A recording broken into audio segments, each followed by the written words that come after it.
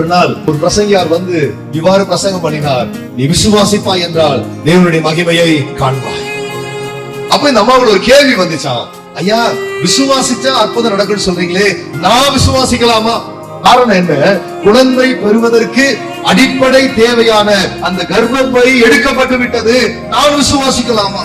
ஜெபிக்கிறதுக்கு முன்னாடி போயிருக்காங்க, ஆண்டோடைய அபிஷேகம் அந்த சகோதரி மேல இறங்கினது. நாட்கள் சென்றது, அவர்களுக்கு தலை சுற்று, வாந்தி, மயக்கம்.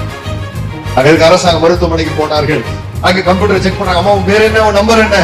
கம்ப்யூட்டர் சொல்லுகிறது, சில மாதங்களுக்கு முன்பு உங்களுடைய கர்ப்பப்பை எடுக்கப்பட்டு விட்டது.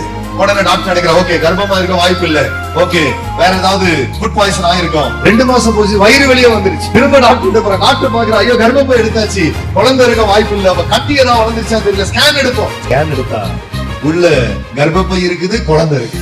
அல்லேலூயா. God is doing the creative miracle.